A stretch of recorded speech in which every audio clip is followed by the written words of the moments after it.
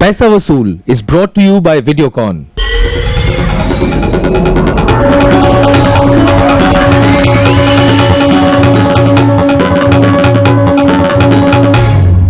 नमस्कार, पैसा वसूल में आप सभी का स्वागत है। कार्यक्रम के फाइनेंस सेगमेंट में जानने की कोशिश करेंगे कि सोने की चमक आज भी बरकरार है या नहीं, बाजार में उपलब्ध अलग अलग फर्नीचर विकल्पों पर एक नजर और बसेस के क्षेत्र में हो रहे बदलावों पर चर्चा हमारे ऑटो सेगमेंट में। लेकिन सबसे पहले देखते हैं इस हफ्ते की खास खबरें।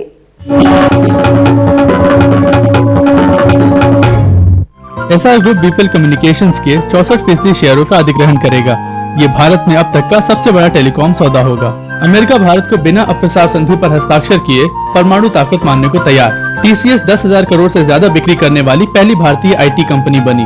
भारत संचार निगम लिमिटेड ने बीएसएनएल से अंतर्राष्ट्रीय कॉल का करार समाप्त किया। अपना नेटवर्क स्थापित करने के लिए निविदा जारी की। आंध्र प्रदेश सरकार ने वोक्सवैगन सौदे की धांधली में सीबीआई जांच की मांग की। और एयर सहारा ने अपने उड़ानों के दामों में 70% तक की कमी की।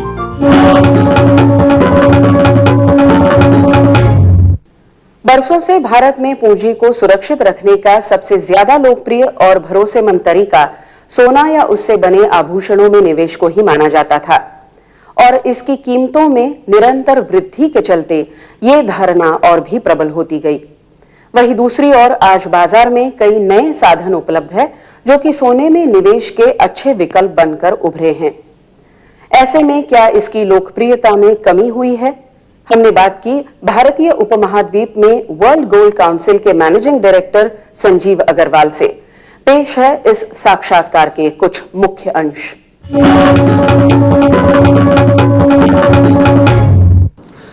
मिस्टर अग्रवाल, पैसा वसूल में आपका स्वागत है। सदियों से स्वर्ण जो है वो निवेश का एक सबसे ज्यादा लोकप्रिय साधन रहा है भारत में। इसके क्या मुख्य कारण है? इसके कई वजह हैं और उसमें से एक वजह यह है कि अगर हम डेवलपिंग इकोनॉमी देखें, हमारी भारत की इकोनॉमी जो देखें वो डेवलपिंग इकोनॉमी है और डेवलपिंग इकोनॉमी में इन्फ्लेशन हर साल बढ़ता रहता है, चीज़ों के दाम बढ़ते रहते हैं और उसमें ये देखा जाता है कि जो सोना है वही इन्फ्लेशन को हेज कर सकता है। आजकल बाजार में निवेश के कई प्रॉफिटेबल साधन मौजूद हैं, उसमें सोना कहाँ मौजूद है? क्या सोने की चमक कुछ फीकी पड़ी है? इसमें यह है कि जब इन्वेस्टमेंट के तौर पे देखते हैं, अलग अलग इंस्ट्रूमेंट्स ऑफ इन्वेस्टमेंट देखते हैं, उसमें से अगर इन्वेस्टर रिटर्न की तौर पे जाना चाह रहा है तो उसके लिए सबसे बेहतर सिर्फ स्टॉक मार्केट है, सिर्फ शेयर बाजार सबसे बेहतर है। लेकिन उसमें यह रहता है कि शेयर बाजार में पैसे आप जब डालते हैं तो बढ़ता भी है, घट भी सकता है। हम जो इन्वेस्टमेंट एडवाइजर्स होते हैं वो सब एडवाइस करते हैं इन्वेस्टर्स को कि सब अपने इन्वेस्टमेंट एक ही चीज़ में नहीं डालें, लेकिन उसको स्प्रेड करें, अपने शेयर बाजार में डालें, बॉन्ड्स में डालें, पोस्ट ऑफिस स्कीम में डालें, प्रॉपर्टी में डालें और सोने में भी डालें। वैसे अगर देखा जाए तो एक एसेट क्रिएशन के अलावा सोने में निवेश करने के क्या क्या तरीके हैं? एक आम आदमी किस तरह से अपना निवेश सोने की दिशा में बढ़ा सकता है? फिलहाल तो हिंदुस्तान में सिर्फ फिजिकल गोल्ड खरीद सकते हैं इन्वेस्टमेंट के तौर पे, लेकिन इंटरनेशनल मार्केट में वर्ल्ड गोल्ड काउंसिल ने दूसरे इन्वेस्टर्स और बैंक के साथ मिलकर के गोल्ड ईटीएफ लॉन्च किया है। लंदन मार्केट में, न्यूयॉर्क मार्केट में, जैसे आप शेयर बाजार में शेयर्स खरीदते हैं कंपनी का, इसी तरीके से आप सोना खरीद सकते हो अपने ब्रोकर के द्वारा। आपके डीमैट अकाउंट में उसका क्रेडिट आता है और यदि भी आप बेचना जाओ तो अपने ब्रोकर के थ्रू बेच सकते हो। इंडिया में भी मिनिस्ट्री ऑफ फाइनेंस ने अनाउंस किया है बजट में कि गोल्ड ईटीएफ अलाउ करेंगे। सेबी इस पे काम कर रही है और कुछ ही महीनों में इंडिया में भी गोल्ड ईटीएफ आने वाला है। रिस्क क्या होंगी इसमें? रिस्क और सावधानियां क्या बरतनी? रिस्क में ये है कि जैसे सोने के दाम ऊपर नीचे जाएगा तो वैसे ही जो इन्वेस्टमेंट है ये गोल्ड ईटीएफ में, उसका भी दाम ऊपर नीचे जाएगा। लेकिन अक्सर देखा गया है कि जब स्टॉक मार्केट काफी ऊपर जाता है तब सोने के भाव जो है वो ज्यादा उतार चढ़ाव नहीं देखने को मिलता है। ऐसा क्यों? आप कंपेयर कर रहे हैं इंडियन स्टॉक मार्केट और जो गोल्ड का दाम है वो इंटरनेशनल मार्केट के मूवमेंट्स पे चलता है। तो इंडिया में भी जो आप दाम देखते हैं वो डायरेक्टली इंटरनेशनल मार्केट के रेट से ताल्लुक रखता है। अभी अगर स्टॉक कुछ इकोनॉमिक रीजन की वजह से या कोई पॉलिटिकल रीजन की वजह से इंटरनेशनल स्टॉक मार्केट में कोई क्रैश आए तो उस समय हम देखते हैं कि सोने का दाम इंटरनेशनली बढ़ता है और उसी मुताबिक फिर इंडिया में भी उसका दाम बढ़ेगा। Thank you mister Agrawal for being with us. Thank you.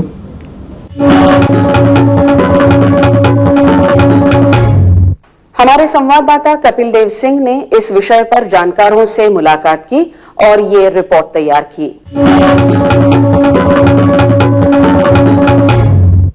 सदियों से भारत और दुनिया भर में सोने को एक स्थिर और सुरक्षित निवेश के तौर पर देखा गया है और यह मान्यता गलत भी नहीं। आजकल बाजार तरह तरह के निवेश विकल्पों से भरा पड़ा है, लेकिन सोना आज भी एक लोकप्रिय निवेश साधन है। सोने के प्रति भारतीय जनमानस का हमेशा से ही रुझान रहा है। इसी वजह से आज विश्व में सोने के कुल उत्पादन के लगभग 25% हिस्से की खपत अकेले भारत में होती है, जहां सालाना लगभग 660 टन सोने का आयात होता है। National commodities and derivatives index के अर्थशास्त्री मदन सबनवीस मानते हैं कि सोना निवेश का एक लोकप्रिय साधन बना रहेगा। ट्रेडिशनली लोग सोने पे में ही सेविंग्स करते थे, आज भी कर रहे हैं, लेकिन आज जैसे आप देखेंगे कि बाकी सब सेविंग्स इंस्ट्रूमेंट्स जैसे आप बैंक डिपॉजिट्स देखिए, इंटरेस्ट रेट्स तो बहुत कम हो गए। अभी 5-6% का रिटर्न मिलते हैं फिक्स डिपॉजिट पे, और गोल्ड पे आपको 15-20% तक मिल सकता है। और जो रिस्क जो है म्यूचुअल फंड्स या इक्विटी मार्केट में जो रिस्क जो है वो बहुत हाई होता है, लेकिन सोना का में जो रिस्क है वो बहुत कम है। सोने में निवेश के इतना स्थिर होने के कारण निवेश विशेषज्ञ भी सलाह देते हैं कि अपनी पूंजी का 15 से 20% हिस्सा यदि सोने में लगाया जाए तो बाजार से जुड़े उतार चढ़ावों की स्थिति में भी अच्छे नतीजे मिल सकते हैं और सोना आपकी पूंजी में होने वाले नुकसान को भी काफी हद तक कम कर सकता है। भारत में परंपरागत रूप से सोने में निवेश होता रहा है। खासतौर पर महिलाओं के बीच सोना और उससे बने गहने बेहद लोकप्रिय रहे हैं। इसी वजह से सोने को स्त्री धन भी कहा गया है।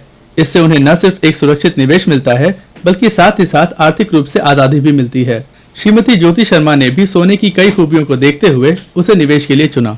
लिक्विडिटी ज़्यादा है उसको दूसरी चीज़ों से, मीन्स क्विक सेल कर सकते हैं आप, और वो मतलब प्रैक्टिकल यूजेस भी है उसका, हम लोग पहन सकते हैं। और जो गोल्ड का जो रेट है वो कम ज़्यादा फ्लैक्चुएट इतना नहीं होता जितना शेयर्स का या जो समझो दूसरे देशों की करेंसी है अगर उसमें निवेश करते हैं तो उसमें फ्लैक्चुएटी ज़्यादा है। इसमें जो रेट्स हैं वो इतने फ्लैक्चुएट नहीं होते, मतलब आपको उसका रिटर्न जितना है उतना मिल जाता है। कुल मिलाकर सोना निवेश का एक परंपरागत लेकिन स्थिर और फायदेमंद साधन बना हुआ है। शेयर बाजार और उससे जुड़े अन्य आकर्षक निवेश विकल्पों के बावजूद एक निवेश माध्यम के रूप में सोने की चमक आज भी बरकरार है। अभी वक्त है एक ब्रेक का। ब्रेक के बाद घर के फर्नीचर और बसेस के बदलते स्वरूप के बारे में रिपोर्ट और हमारे एक्सपर्ट से बातचीत। देखते रहिए पैसा वसूल।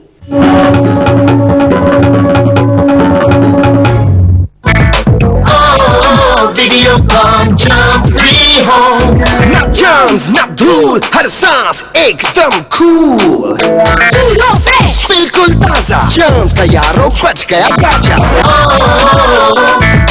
आंखों का रखे पूरा ख्याल, टीवी देखो बिना सवाल, कपड़ों की करो जम के धुलाई, जर्म्स की तो हो जाए पूरी पिटाई। Videocon jump free Holmes.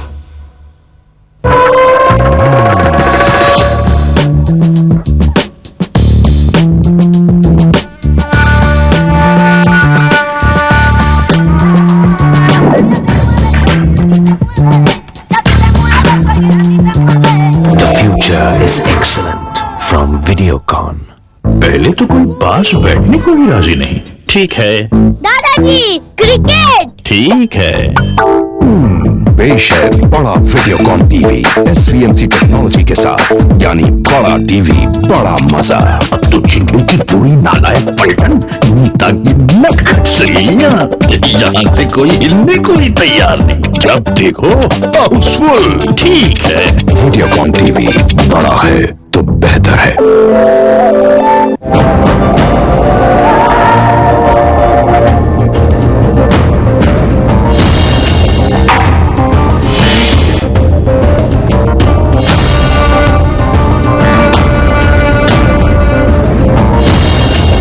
future is excellent from Videocon।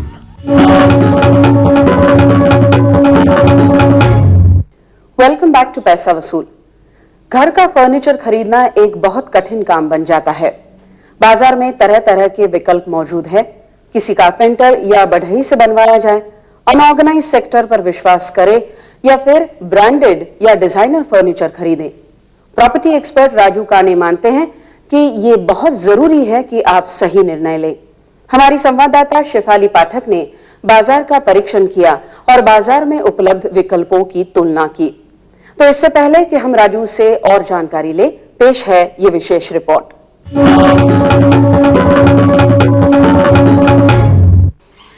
घर की साज सज्जा में फर्नीचर्स की बहुत अहम भूमिका होती है। पहले लोग अपनी सहूलियत से किसी कारपेंटर को घर पर बुलाकर बेड, डाइनिंग टेबल, सोफा इत्यादि बनवा लेते थे। फिर जैसे जैसे जिंदगी की रफ्तार बढ़ने लगी, आम आदमी के पास वक्त की कमी हो गई। ऐसे में बने बनाए या आयातित फर्नीचर खासे लोकप्रिय हो रहे हैं और दिन ब दिन इनकी मांग में इजाफा हो रहा है। कारपेंटर्स से बनाने का ये होता है कि इंसान के पास वक्त होना चाहिए, तो आजकल की भाग दौड़ में वक्त होता ही नहीं है, तो इंसान चाहता है कि जितनी जल्दी हो सके आप वो फर्नीचर डालते हैं। लेकिन रेडीमेड फर्नीचर की लोकप्रियता अभी बड़े शहरों तक ही सीमित है। छोटे शहरों और गांवों के लोग अभी भी बढ़ई को बुलवाकर फर्नीचर बनवाते हैं। इसका एक कारण यह भी है कि छोटे शहरों और गांवों में इसकी उपलब्धता अभी भी कम है। जहां एक और शोरूम फर्नीचर फिनिशिंग और डिजाइन में ज्यादा आकर्षक होते हैं, वहीं घर पर बढ़ई से बनवाए गए फर्नीचर ज्यादा मजबूत और टिकाऊ होते हैं। इसके अलावा कारपेंटर से आप अपनी पसंद के हिसाब से काम करवा सकते हैं। हम ऑर्डर थ्रू बनाते हैं तो उसकी वजह से क्या है, हम लकड़ियाँ अच्छे यूज़ करते हैं, बामाटी यूज़ करते हैं, प्लाउड के अंदर हम मरीन प्लाउड मोनाज का यूज़ करते हैं। तो रेडीमेड फर्नीचर और ऑर्डर थ्रू बना हुआ फर्नीचर में काफ़ी फ़र्क है।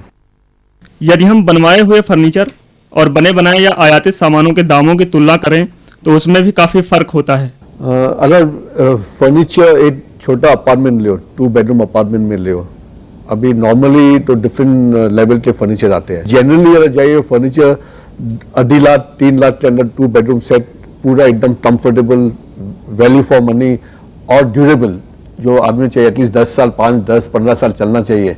पर जनरली 1.5 लाख से 2 लाख से ऊपर तो इतना तो खर्चा आया ही है फर्नीचर बनाने में। एक 2 बेडरूम वाला 2 बेडरूम सेट चाहिए, फिर डाइनिंग टेबल चाहिए, फिर सोफा सेट चाहिए, सेंटर साइड टेबल चाहिए, किचन का कुछ फर्नीचर बनाना होगा, फिर थोड़ा अप्लाई, थोड़ा क्या बोलते हैं एसेसरीज का जरूरत पड़ेगा, अच्छा घर बनाना, उतना तो खर्चा मिनिमम आएगा ही। टूटते संयुक्त परिवार और दौड़भाग की जिंदगी के साथ ही घर के लिए कम दर पर उपलब्ध आसान ऋण ने लोगों को रेडीमेड फर्नीचर की ओर आकर्षित तो किया है, लेकिन यदि आप भरोसेमंद और टिकाऊ फर्नीचर चाहते हैं तो अपनी देखरेख में फर्नीचर बनवाना ही ज्यादा बेहतर है।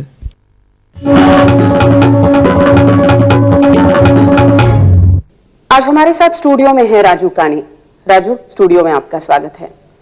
2-in-1 या फिर 3-in-1 फर्नीचर जो आजकल बाजार में उपलब्ध है, वो कितना फायदेमंद है? जितने ज्यादा मूविंग पार्ट्स होंगे उतना ही फर्नीचर कम ड्यूरेबल होगा, जल्दी खराब हो जाएगा। ये सिर्फ फर्नीचर के बारे में नहीं, किसी की चीज के बारे में होता है। अगर मूविंग पार्ट ज्यादा हो तो वो चीज जल्दी खराब हो जाती है। जैसे पहले लकड़ी का फर्नीचर इस्तेमाल होता था, अभी तो बहुत सारे विकल्प हैं, तो कौन से विकल्प है, वो कितने ड्यूरेबल है? रॉट आयरन है, प्लास्टिक है और लकड़ी में भी तरह तरह की लकड़ियां हैं। सवाल ये नहीं है कि कितने विकल्प है, सवाल ये है कि आपको पसंद कौन सा है, आपके घर से, घर के कलर से, घर के डिजाइन से, इंटीरियर डिजाइन से किस तरह का फर्नीचर मिलता जुलता है। जो फर्नीचर आप बनवाते हैं और जो ब्रांडेड फर्नीचर मिलता है, उसमें फर्क कौन सा होता है? देखिए, ब्रांडेड फर्नीचर होगा उसका फिनिश अच्छा होगा, पर इतना आपको याद रखना पड़ेगा कि ये जो फर्नीचर बनता है ज्यादातर वो अच्छी लकड़ी यूज नहीं करते हैं। उसमें जिसको कहते हैं बॉक्स बोर्ड यूज करते हैं, जो फ्रैंकली भूसा भरा होता है जिसमें। तो आप अगर भूसे से फर्नीचर भरा हुआ फर्नीचर खरीदना चाहते हैं तो जरूर खरीदें, पर मेरी तो राय यह है कि आप फर्नीचर किसी अच्छे कारपेंटर को बुलवा के करा लें घर के लिए तो ज्यादा टिकाऊ रहेगा। जब हम फर्नीचर बनवा के लेते हैं तो वहां कौन सी चीजों का ध्यान रखना चाहिए? जैसे लकड़ी का चुनाव अगर करना हो तो कैसे करें? देखिए, सबसे बेहतर लकड़ी तो होगी साग या साल, तो पर महंगी तो भी पड़ेगी।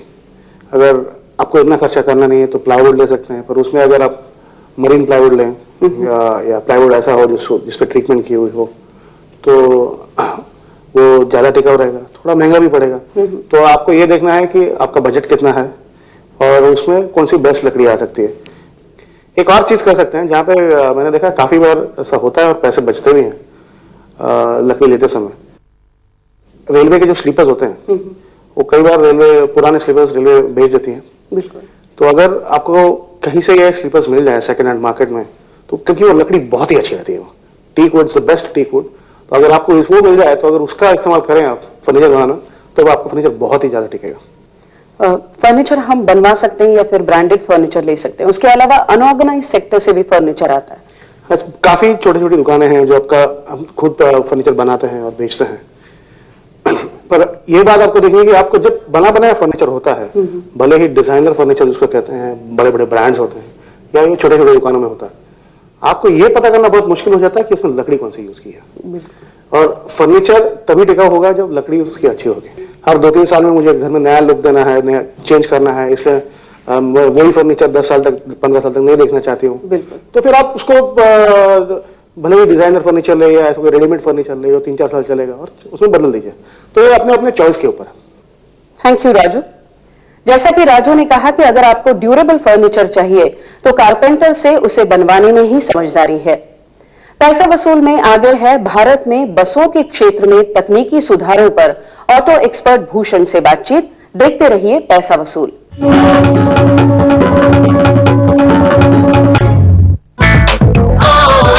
Videocon jump free homes, ना germs ना धूल, हर सांस एकदम cool, पूरा fresh बिल्कुल ताजा, germs का यारो बच गया बाजा।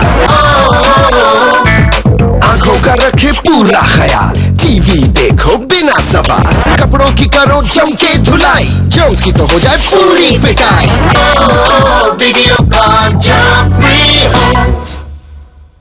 पहले तो कोई पास बैठने को भी राजी नहीं। ठीक है दादाजी क्रिकेट। ठीक है।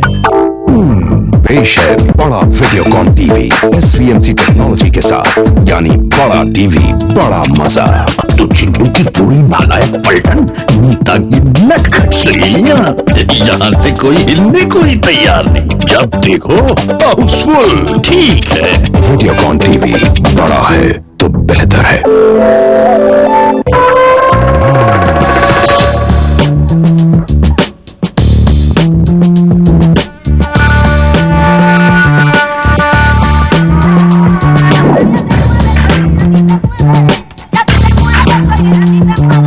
The future is excellent from Videocon. Videocon jump free homes, ना germs ना धूल, हर सांस एकदम cool, पूरा fresh बिल्कुल ताजा, germs का यारो बच गया बाजा। आंखों का रखे पूरा ख्याल, टीवी देखो बिना सवाल, कपड़ों की करो जम के धुलाई, germs की तो हो जाए पूरी पिटाई। Videocon jump free homes।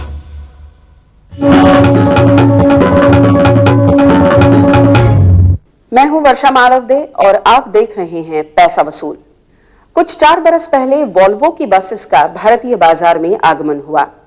इस बस के मुकाबले भारतीय उत्पादक यानी टाटा और अशोक लेलैंड की बनाई बसें पिछड़ गई। प्रतिस्पर्धा का फायदा यह हुआ कि आज दोनों ही उत्पादक वॉल्वो को कांटे की टक्कर देने में कामयाब हुए हैं। वहीं आम आदमी के लिए बसों में सफर करना ज्यादा आरामदेह हो गया है। स्टूडियो में हमारे साथ हैं भूषण मापरलकर, लेकिन इनसे बात करने से पहले देखते हैं ध्वनि देसाई की ये रिपोर्ट। एक समय था जब बसों में सफर करना कष्टदायी होता था, लेकिन आज बसों में उपलब्ध नई तकनीकों के कारण एक शहर से दूसरे शहर तक की यात्रा के समय में करीब 33% की कमी हुई है। साथ ही सफर में होने वाली तकलीफ से भी लोगों को निजात मिली है। आशीष गडकरी, जो पिछले 5 सालों से मुंबई से पुणे बिजनेस के काम से हफ्ते में 2 या 3 बार आते जाते हैं, उनके लिए समय की बचत के साथ साथ यात्रा करने में भी काफी आसानी हो गई है। तो 5 साल में अगर मेरा एक्सपीरियंस आप पूछोगे बस के बारे में, तो first opinion is positive, because improvement हुआ है, टाइम टेबल में बहुत इम्प्रूवमेंट हुआ है, राइट टाइम बस छूटता है यहाँ से नॉर्मली, फ्रीक्वेंसी बढ़ गया है, AC बस उन्होंने स्टार्ट किया है। अगर 5 साल पहले हम लोग ST बस से जाते थे तो condition was horrible, it was very difficult even to sit for 2.5 hours, so at least we can go comfortably, that is the basic difference। वर्ष 2000 में भारत की सड़कों पर वोल्वो बसों ने अपनी उपस्थिति दर्ज कराई। जिससे ध्वनि प्रदूषण, वायु प्रदूषण और यात्रा की थकान जैसी समस्याओं में कमी हुई है। इस कंपनी के भारत में आने से बसों के क्षेत्र में एक नई क्रांति आई है। सुविधाजनक होने के साथ साथ ये बसें सामान्य बसों से महंगी हैं। जहां एक ओर साधारण बस की कीमत करीब 15 लाख रुपए है, वहीं वोल्वो बसें इससे 5 गुना यानी लगभग 75 लाख रुपए में आती हैं। नीता ट्रैवल्स के पास साल 2002 में 40 बसों में से 8 बसें वोल्वो की थी, लेकिन पिछले 3 सालों में इनकी संख्या 10 गुना बढ़कर 80 तक पहुंच गई है। जाहिर है नीता ट्रैवल्स के मालिक सुनील सावला इन बसें से बहुत प्रभावित हैं। जिसमें हमें महीने में करीब 2 से 3 टाइम महीने में हमको सर्विस के लिए भिजवाना पड़ता था, और इसमें करीब 45 डेज में ओनली 1 टाइम सर्विस के लिए भिजवाना पड़ता है, जिसमें हमको बेहतर सर्विस टोटली पूरी सर्विस होकर व्हीकल्स आ जाते हैं, उसमें कोई प्रॉब्लम दिक्कत नहीं है। स्पीड में जिस तरह से 70 to 80 स्पीड थी अदर व्हीकल्स, इसमें हमको 100 to 120 की स्पीड मिली। माइलेज में भी नियर अबाउट जो पहले जो व्हीकल्स थे वो near about 500 to 600 per day kilometre चलते थे, और इसमें नियर अबाउट 900 to 1000 किलोमीटर। यात्रियों के लिए इन बसेस के फेयर्स साधारण बसेस से बहुत ज्यादा नहीं हैं, और तो और इन बसेस के आने से ट्रेन के यात्री भी अब बसों में ट्रैवल करने लगे हैं। ट्रेन और बस की तुलना की जाए तो मुंबई से गोवा की यात्रा में ट्रेन से 10 घंटे और वोल्वो बस से 12 घंटे लगते हैं, लेकिन वोल्वो बस की टिकट सिर्फ 500 रुपए है। वहीं एसी चेयर का ट्रेन में यात्री करीब 675 रुपए खर्च करता है। भारत में बसों के 2 प्रमुख निर्माता हैं, टाटा और अशोक लेलैंड। वोल्वो की बसों के भारतीय बाजार में आने से ये कंपनीज भी अब अपनी गाड़ियों को आधुनिक बना रहे हैं, जो कि संकेत है एक स्वस्थ प्रतिस्पर्धा का।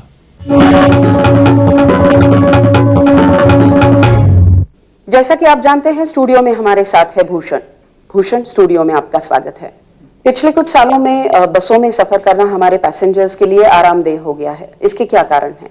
ट्रैवलर की दृष्टि से देखें तो सीट्स का जो डिजाइन है वो अभी काफी कंफर्टेबल हो गया, जिसकी वजह से परेशानी कम होती है, और सस्पेंशन में काफी चेंजेस आए हैं, जैसे एयर सस्पेंशन आ गया है बसों में, जिसकी वजह से कि सफर काफी आरामदायक होता है।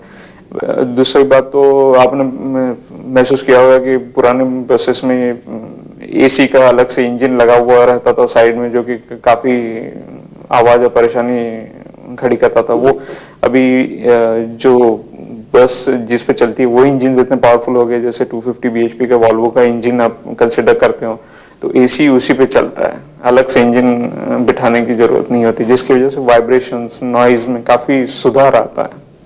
सेफ्टी के हिसाब से ये कितना बेहतर हुआ है? सेफ्टी अगर वॉल्वो बस की तुलना करें पुराने डिजाइन से, तो उसकी जो बनावट है काफी अलग है। उसकी चासी जो पुराने बसेस में है वो ट्रक की इस्तेमाल की जाती है, पर वॉल्वो में वैसा नहीं है। वॉल्वो में डेडिकेटेड चासी डिजाइन की गई है खास बस के दृष्टिकोण से। तो इस क्षेत्र में भविष्य में कौन से बदलाव या फिर सुधार देखने को मिलेंगे?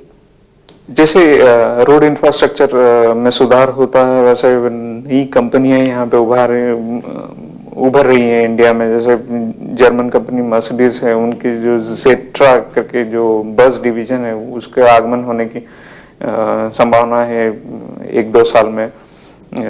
टाटा और अशोक लेलैंड जो ट्रेडिशनली स्ट्रांग प्लेयर रहे हैं इसमें, वो भी काफी सारी चेंजेस ला रहे हैं। जैसे टाटा ने दैवू कोरिया की जो कमर्शियल ऑपरेशंस है उनको टेक ओवर किया है। Thank you Bhushan. प्रतिस्पर्धा से इस क्षेत्र में बहुत से बदलाव आए हैं और बस में सफर करने वाले आम आदमी के लिए ये बहुत अच्छी खबर है। और इसी के साथ पैसा वसूल का ये एपिसोड यही समाप्त होता है। आप अपने प्रश्न और सुझाव हमें लिख भेजिए इस पते पर: पैसा वसूल, 3rd फ्लोर, आदेश्वर आर्केड, अंधेरी कुर्ला रोड, अंधेरी ईस्ट, मुंबई 400059, इंडिया TVC। आप हमें ईमेल भी कर सकते हैं। हमारा ईमेल आईडी है paisa.vasool@rediffmail.com। चलते चलते हमारे एक्सपर्ट से सुनिए पत्रों और ईमेल के जरिए हमें मिल रहे आपके कुछ सवालों के जवाब। अगले हफ्ते देखना ना भूलिए, इसी दिन इसी समय पैसा वसूल, सिर्फ DD न्यूज पर।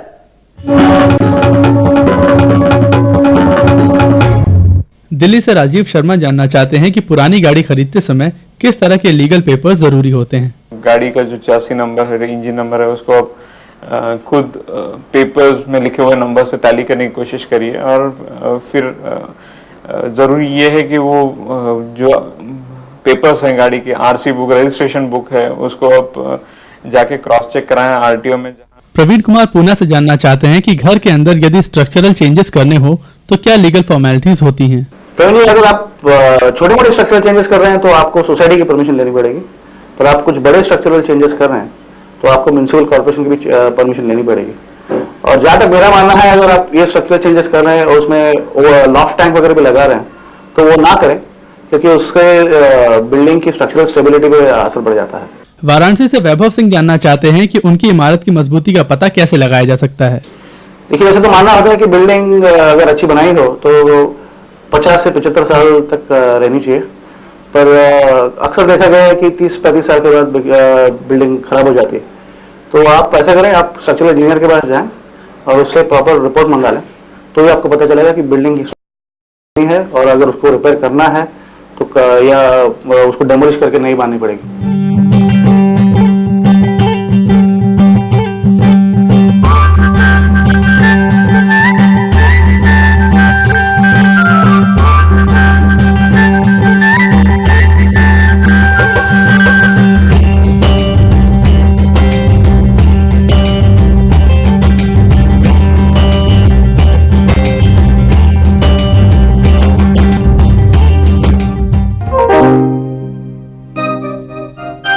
Paisa Vasool is brought to you by Videocon.